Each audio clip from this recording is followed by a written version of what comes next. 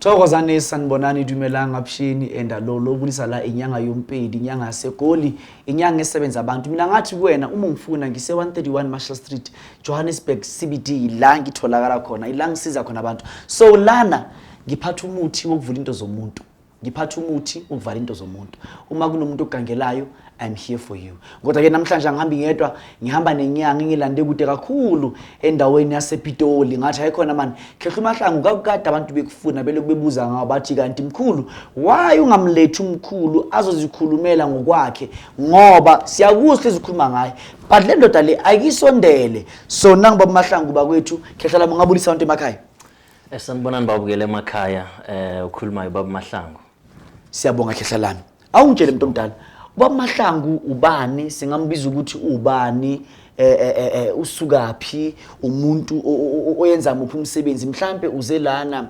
u-electrician noma mhlambe udokotela noma uyinurse angithi kunama millionaires manje noma mhlambe asazi mhlambe uyisifebe nje I don't know ungasho ukuthi wena ubani usukaphi kwenze njani Khehla lami baba Mahlangu sikhuluma ngenyanga ejulile yeah sikhuluma ngenyanga yasemakhosini umdungu omgwezana ukhotshela iminyama madoda uzweke okay so manje amagama okuzalwa wakho khehla ubani at some point siletha abantu la kwinyanga YoMpedi TV umuntu wakho namakuthiwa kuyobheka isigodlo sakhe isigodlo asikho makuthiwa inyanga na inyanga irape umuntu we don't know ukuthi inyanga sitrace kuphi so these are things of which ngifuna ukuthi ngizazi ukuthi baba Mahlangu igama lokuzalwa ubani usebenzela kuphi angifune kwazi indawo ohlala kuyona ngifuna indawo osebenzela kuyona makhosi khehla lamkhuluma nami Khehla mina nguNelson yeah Mahlangu okay mina ngizibiza ngesibongo okay isibongo sami noma ungathi ufuna uMahlangu wathi uyangitrace uzongithola okay angizibizi ngamagama ama nickname ngithi kusasa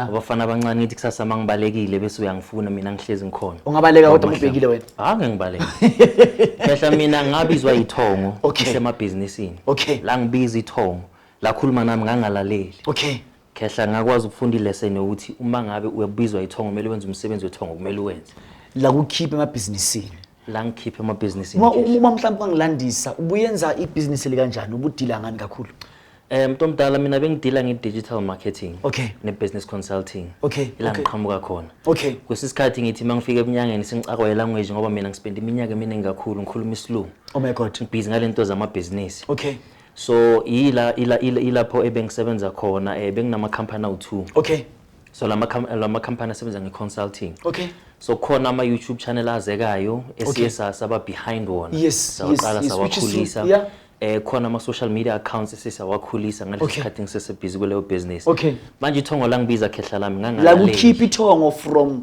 being a businessman ukube nisangoma madoda kwakuyindlela enzima kakhulu khehla okuyindlela enzima kakhulu namhlanje ngisebenza esigodlweni eWinterfeld ilapho ngiphakamisa abantu khona ilapho ngenza khona umsebenzi wethonga awungitshele uma sikhuluma ngeWinterfeld sikhuluma ngendawo mhlawumbe ongathi indawo le ikuphi angithi mina la ngiseJohannesburg CBD eMarshall Town eMarshall Street 131 umuntu mengifuna uthole Sheriff House ila ngikhona so wena eWinterfeld ukuphi and I heard you saying ukuthi eWinterfeld la ungakhona kusase indawo ezintsha noma indawo engathi zamakhayanyana so why that place why particularly that place ithonge likhethele yandawo or what's happening because of mina as far as I know wena uhlala endaweni yamasuburb now why endaweni eyamakhaya noma endaweni ngaphakathi la usebenzela khona khuluma nami Khehla ngifundile ukulalela ithongo ngoba mina ngokuhlala ngihlala endaweni right eyisababa ngizifuna endaweni enjalo mara ithongo la ngikhomba ukuthi indawo kumele ngisebenzele kiyo indawo engasemakhaya indawo enomfula ngisebenza phambi komfula uthina manje ngoba khona isiko mina ngilenza ngilikhonjwe ithongo lakithi ukuthi kumele ngihambe ekseni ngaphambi kokuthi ngisebenze ngihambe ngemfuleni noma mangishayise ngihambe ngemfuleni ngiyenze into ngiyenza ama ritual athize manje liyali ithongo ukuthi la ngisebenzela khona ngisebenzele endaweni engekho duze nomfula manje tshela mina ke baba Mahlangu singadlali ngabantu uze la kule ndawo kwinyanga YoMpedi TV uzokhuluma ngomsebenzi wakho uyinyanga noma uyibusinessman futhi uphinde futhi ubenyanga ngoba ngiyaxaka nina izinyanga kusasa ngiyakufuna ukuthi uMahlangu uphumile emsebenzini ngibuza ukuthi uyinyanga futhi uyasebenza kanjani ngoba idlozi livala umsebenzi wezandla kuze wena usebenze ini umsebenzi wani wedlozi so I want to know uyinyanga noma you are both a businessman and traditional healer uyini kahle kahle Khehla mina ngisathanda ukuba businessman. Okay. Mara ke wafika iphupho eli1. Okay. La ngitshela ukuthi njengoba mina ngisebenza umsebenzi wethongo ukubhayizisa ikhamera nje. Okay. Ngiyenzela ukuthi lingangishaya ithongo lingangithukutheleli. Ithongo lafika la ngitshela ukuthi lo msebenzi uyavala. Okay. Uzosebenza la full time. Okay. Ila ngiqale khona ukubona umsebenzi wethongo kahle ukuthi yonke into isebenza kanjani. Ngithe mangiceda ukwenza njalo khona into abangikhombe zona bangi-upgrade kulo msebenzi. So mina mawuthi uyangifuna Khehla awungitholi ngise businessini. I-business engibhizi ngayo i-business yokuthi ngilana i-course khona manje siqalile mentorship. Okay. Yes, spiritual enlightenment ngikhuluma futhi nangabantu laba kuwo ama self initiates. Wow. Angisasebenza i-business engaphandle ngisebenza i-business yethongo. Usebenza i-business yethongo, business yomoya. So umuntu umekudinga ukuthola esigodlweni eWinterfeld. Utholakala lapho. Tholakala khona. Okay, good.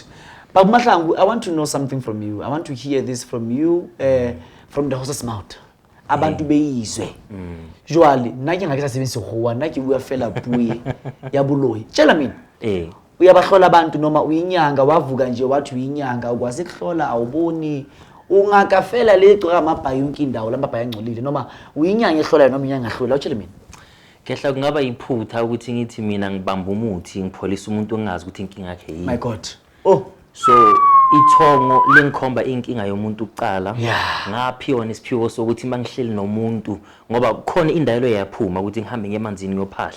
Mangifika lapho ngithatha amanzi ngobe ngendlela thizeni lapha esigodlweni. Okay. So mangilapha ngoba mina le mimoya engihamba ngayo ihlangane namanzi kakhulu. Okay. Ngifuna ukuhamba ngilo ngiziveza ama rank noma ngikhipha ama number plate. Ngikuzwa kahle. No, awuyivezi ishaje phezulu Khehla lama awuyivezi. So mangithethe lamanzi ngiwafake lapha ngiyakwazi ukuthi ngihlola umuntu ngoba indlela engihlola ngayo Khehla angifuni ukuziphakamisa ngaphezulu kwezinye inyanga.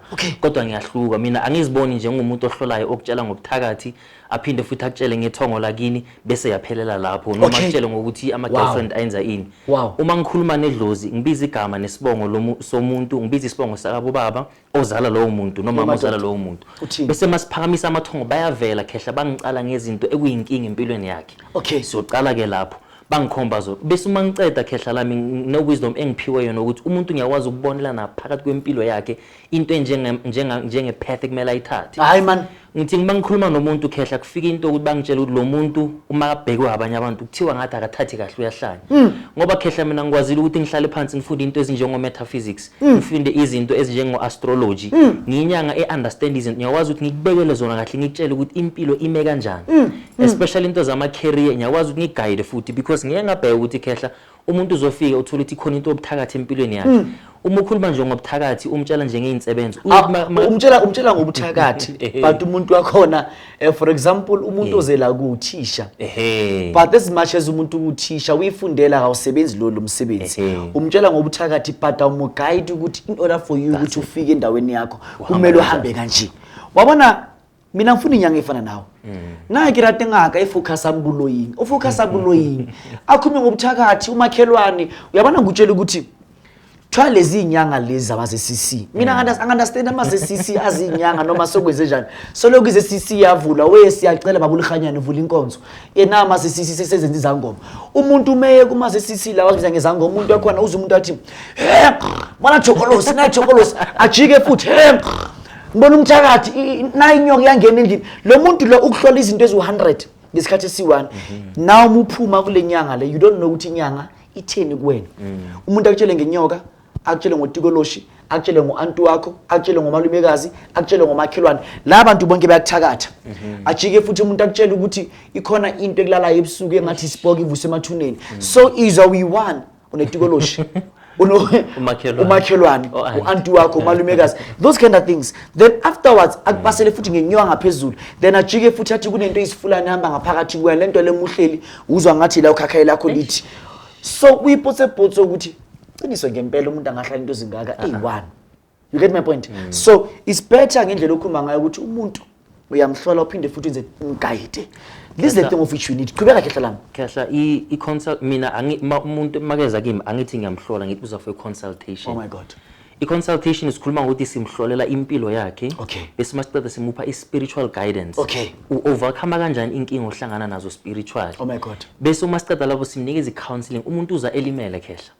uza umshado somoshekile idlozi selidile ngaye abanye baza barijiwe abanye baza babuya kuma accident abanye baza ngeanxiety manje kuyafika ukuthi umuntu ahlale phansi khehla akhulume naye akwazi ukuthi amcounsele amnikezele ya confidence amguide ukuthi uma usuka la wena umuntu omdala uzosebenza indaba zakho kanjani wenze njani tshela mina ke khehla Mahlangu uhlola ngani muhlola umuntu kunabantu abahlola ngamathambo abanye bahlola ngezwi abanye bahlola I don't know ngumshanyelo omunye umuntu mehlola sekuthiwa kunezinyanga ehlola zimapunapuna iyakhumula inyanga kuzi client umkhulu kuyahlola la client imangele manje kanti le ngibonayo so tshela mina wena uhlola ngani khehla inyanga zamakhosi sikhuluma ngabantu abaphiwe mawunamakhosi noma uzalwe ebukhosini angeke uhlale bese ube nomuntu ongabuye emakhosini ongenayo lemimoya amakhosi ayifunayo so ama relationship ethu ahlanganisa manje mina ngiyingane ehlangane ngabo baba nakabo mama banalezi ukuzwa kahle so manje nazikhona lezi zinginikeza leverage yokuchoose ukuthi ngisebenza kanjani oh my god manje khehla ngithe mangiboniswa le ukuthi ngihambe ngiyolanda amanzi ngihlole ngokwamanzi ngayijabulela kakhulu so uzothi mawuhleli nami esigodlweni bese ngiyakubheka ngibiza amathongo ayaphakama ngivele ngikhulume nawe ngamanye amagama wena uhlola umuntu ngamanzi omfula usho kanjalo kumina so ke khehla Mahlangu umuntu nangu usumhlolileke umuntu umhlolile uthi umuntu noma umoya uthi ngivulela inhlanhla noma mvulele inhlanhla uma uvulela umuntu inhlanhla ubiza malini and uyakwazi ukuvula inhlanhla or is just a myth khehla inhlanhla iyavulwa uyabona thina nginento ekuthiwa ugedla mawuyigedla uyi-alchemist sikhuluma ngomuntu owazi imithi umuntu understand imithi umuntu olela aphuphe imithi so endabeni yemithi masivula inhlanhla sisebenzisa imithi khehla and lemithi esisebenzisa imithi ebucayi kakhulu kudala ngihamba indlela yaseZimbabwe imithi yami seyifikile manje I remember sikhuluma ukuthi usebuse Harare I remember bese Harare khona imithi ngilandela lapha ebordereni yase Mozambique nase Zimbabwe so inhlanhla ngiyikhuphula khehla bese ngiphinde futhi ngiphakamise so masikhuphula izala inhlanhleni kuphela ngifuna uphakamise ngisazoyiphakamisini so inhlanhla uyayivula yomuntu siyayivula inhlanhla ikwazi ukuthi ilunge nje khanye into so abantu of which bathi bona bafuna ivula inhlanhla kuba kuMahlangu umuntu angafika namalini because of Mahlangu ngiyazi nifuna o2000 ininyanga elambile ninidla nje abantu imali understand umuntu ezovula umuntu inhlanhla nge1000 noma nge500 wena uvula inhlanhla ngamalini because of inyanga zilambile ngalanga phandle nange 200 ivula inhlanhla uvula ngamalini inhlanhla umuntu khehla mangathi ngizovula umuntu nge200 ngizobe ngimtshela amanga imithi buya kude imithi buya kude so umuntu masimvula inhlanhla ngizothi nje mangithi angimshayanga from 5000 awumbulalanga angimbulalanga awumshayi kakhulu kahle ngoba umuntu ufuna ukuvula inhlanhla ngithi inhlanhla ivalekile mangimbeka lapha ku15 angeke alunga uzoyivula ngani 15000 engenamali awumavulela inhlanhla uhleli ngakasethi mali Mkhulu ke bathu bayilongo bathi batabona abantu ofithu uyasho ukuthi angeke uzivula inhlanhla nge15000 ushayekile kodwa ke manje ungathatha advantage ngoba abanye abantu abashayekanga abantu umuntu mina ngishayekile mina yena ngakuboni batholakala ukuthi ithongo lakhe lenzani liyakubona bakuMahlangu then ake size endabeni ukuthi yini into lebizwa ngesiphakamo what is that uma sithi into isiphakamo what is that khehla isiphakamo khehla lami kufana nepromotion ipromotion sikususe ezingeni okilo siyakuphakamisa we level up your life mina ngiyaye ngithi mangikhuluma ngithanda ukuthi ngifake isilungu ngaphakathi ngoba sikhuluma ngokuthi sizokukhuphula silumba imithi so masilumba imithi lapho siyak-upgrade so masik-upgrade kufana nokuthi sithatha ama-vibrational frequencies wemithi enamandla ngikhuluma ngemithi ekuwamaphakama asebenzisi yona kuphela uma ungabheka nezilwane lezi sisebenzisayo ngoba khona amafutha elwane esiwasebenzisayo khehla lami ngoba uma ungathi ubheka isilwane esifana nebhubezi uyasibona isimo sebhubezi ukuthi sinjani so sithatha amafutha lawo bese siwalumba nemithi ethize sifake futhi namaphakama tshela mina awusinyanga lethi mifikile uyitshela ukuthi nizokulapha ngani hayi akwenziwa lokho chubeka phambili chubeka khehla la angivezi yazi kwesinye isikhathi kuyadinga ukuthi abantu ba-understand why into siyicharge ngemali ethize why iphakamisa umuntu so umuntu angavela afika abone ngathi ngithethe imithi lapha emva there is a secret behind all these things oh my god so manje ukuthi-ke sithatha la mafutha weyilwane ezinamandla kuhamba ngesiphakamo ukuthi isiphakamo esisigabeni siphi sikhona isiphakamo esicala ngo-15000 sikhona isiphakamo esithi 30000 ziyadlula so sicala kuphi awuphinde futhi sicala ku-15 umuntu mefuna ukuphakama is from 15000 siye kumalini from 15 siya ku 30,000. Okay, so umuntu nje ufuna ukuphakama kumele azame imali enganye 15,000 impilo yakwazi ukuthi ishintshe. Manje tshela mina ke baba Mahlangu, ngaphambi kokuthi ngivale isikhathi sami sesingishiyile khehla baningi abantu bangimele. Why uyinyanga futhi uyinyanga esesigabeni esiphezulu? The last time ubhadela imali yakho la, uqede ukubhadela imali yakho wathi Mkhulu Hoti promote umsebenzi wami. I did that, but I asked you ukuthi Mahlangu wena awuthwalisi, wathi kimi wena awuthwalisi. So why uyinyanga uyigehla ungathwalisi? Uyigehla indlela engathwalisi. Khehla isithwalo sikhona. Oh, okay. Isithwalo nginaso. Inkinga ukuthi mina indlela engihamba ngayo ngeke ngabheka le ithwalo ezikhona. Okay. Ngoba mina ukhuluma iqiniso lapha ekhaya mangibheka amadlozi wasekhaya bebahamba nangeyithwalo. Okay. Inkinga ukuthi mangibheka ithwalo ngithola ukuthi izikhona ithwalo ezifaka ubunzima ebantwini. Okay. Angifuni ukuhamba ngesithwalo esifaka ubunzima ebantwini ngoba umuntu uba desperate for imali. Okay. Agijima afika umtshela umthetho. Okay. Bese ahambe ngesithwalo masifika le phambili siphinde sijike ngoba akalandeli umthetho. Okay. So ingakho ngiphusha kakhulu isiphakamo ngiyazi ukuthi isiphakamo into engiyenza bese uyakhuphuka ngokwesimoya. Okay. So isithwalo esikhona khehla ngiyambheka umuntu uqala ngimhlola ukuthi uzakwazi ukusibamba na. Okay. Nakhona ithwalo engidila ngazo ngithanda ukuthi isithwalo sibe ngaphandle kwakho ngoba nangisifake lapha kuwe sikufakela inkingi uma ngabe ulandeli umthetho. Okay. So sikhulume ngesithwalo ngithanda ukuthi isithwalo sami ngisifake phakathi kwesigubhu kube into engaphandle ezokwazi ukuthi kusebenze. So wena awufani noMkhulu Hoti awuphanilwane. Wena udila ngesigubhu. Lento imifaka esigubhini uthwa kahle kahle to simplify this uthwalisa abantu ngegubhu. Oh, okay. Khehla ikhona into engifaka emuntwini njengoba bengishilo ngizohlola qala ngibe ukuthi ithongo lakho nawo ngiyavuma na. Ikhona into engicabela yona ngifaka egazini. Then ukwazi ukuthi yonke into ikwazi ukuthi ikhaya. Ayagijima khehla. Baba Mahlangu, kukhulu ukubonga ukuthi ufike la kwinyanga YoMpedi TV. We need more people like you, people of which are really educated ebunyangeni. Abantu abazi ukuthi ebunyangeni ukwenzakala ini. Abantu abaye esikolweni ngoba inyanga ezinganga esikolweni zilala abafazi babantu egodlweni. Zilala abafazi babantu egodlweni. Alokethi kumele ukuthi ndikuchebe iboya, ndikugunda amashishi. Then emva kwalokho umuntu ugcina selalingane yabantu ebunyangeni. So these are things of which Baba Mahlangu siyazikhuza ezinyanga. Ubunyanga has nothing to do with sex. Yes. Ubunyanga has nothing to do nokulala nengane zabantu. Manje before ngivala ngizothi nje Baba Mahlangu ubani and Baba Mahlangu uma simdinga simthola kuphi futhi ama number of which singakuthola kiwo singakufonela kuphi uma sikudinga. Uma sikudinga singakufonela kuphi sifika kuphi sihamba kanjani ukuza la ukhona. Baba Mahlangu ubani ukwenzakala ngikhuluma namkhehla. Baba Mahlangu umntwana ethongo. Okay.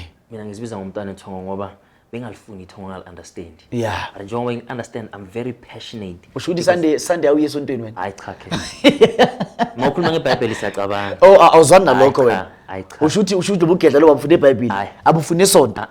Ngisebenza ngesithunywa, ngisebenza ngedlozi elingiphethe. Iyaloya uNtombana akafuna esonto. Akafuna esonto. Hayi cha khehla mina ngene esontweni. Wena ungena esontweni. Uphelela esigodlweni. Ila usebenzela khona. So esigodlweni ngisebenzela eWinterfeld. Okay. Le ndawo engiyakiyo ayinawo ama-address kodwa ngizame ngoba mina ngibuya kwi-background ye-digital marketing. Okay. Ngikwazela ukufaka i-address laphana umuntu bangabheka bangasearcha ku Google Maps. Okay. Baba Mahlangu spirit mode. Baba Mahlangu spirit mode. Uma udriver uyobona uBaba Mahlangu uthi Baba Mahlangu spirit mode. So iyaveza ukuthi kula izokubeka ngqo egate. Uzobe usufika lapho ke ususiza umuntu usize labantu lapho kule ndawo. Ngamanye amagama uKhehla Mahlangu uthi indawo ahlala kuyona yindawo esase ngoba idlozi limfuna endaweni yamakhaya ukuze ukuthi ekwazi ukusiza wena. Kudingakala imfula nani. I believe ukuthi sometimes ithongo lithi kuyena mise emfuleni lo. I believe sometimes ithongo lithi kuyena lona before menzela kanje mqalise iqala ethuleni. Bathini uzangithi thunini njalo ukuthakatha phela mina. Mqalise iqala emfuleni. Sometimes ithongo lithi kuyena lona njengoba nje kumele ukuthi umfake emfuleni ngesikhathi esiso. So these are things of Baba Mahlangu uyazenza usebenza ngazo. Khehla Mahlangu sibongile ukufika la inyanga esebenza ebaba Mahlangu angize ngithi ubhuti noma yini ubaba Mahlangu kodwa umuntu sasemosha ngokweminyaka inyanga lezi ehlaniphile eziyile esikolweni siyabadinga abelaphi bendabuko abanje abafana naye of which bese begijima la kule ndawo siphakamisa imisebenzi yabo ungahlali nomsebenzi wakho uyazi ukuthi uyinyanga and uyasebenza khehla before ngivala amanamba akho athini manamba umathi 061 063 97 93 Baba Mahlangu uthi amanamba akhe athi 061 063 9793 khehla umuntu makafuna ukubhuka i-appointment ngoba ngisebenza ngama-appointment kakhulu specifically on appointment akutheleki nje awutheleki angiveli nje ngene nje ukhumbule khehla ukuthi nginama mentorship classes oh my god so ngiyangidedicate isikhathi ngibe nalabo aba online so angiye esigodlweni naku online futhi siyangena yebo usimentore thina ama self initiates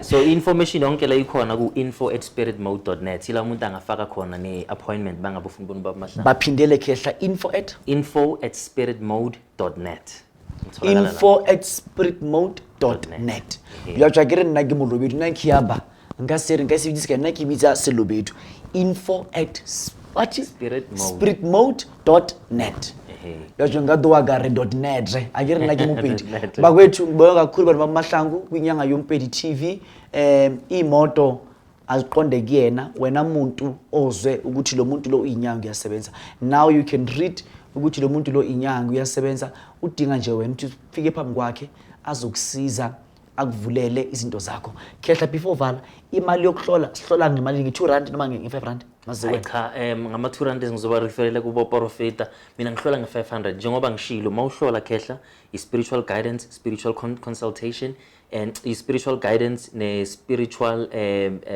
ngitheni khehla uzikhuluma ngesilungu phela noma ngisasilungu bayizwile bazobiyela phambili evidweni manje before vala i500 so by so saying wena winyanga engenamona uma umuntu efike ne2 uyamtshela ukuthi ukhona umama omthandazi ngaliwe ngaya kuyena hayi ngiyarefera khehla hayi no sesivalile sambili siyabonga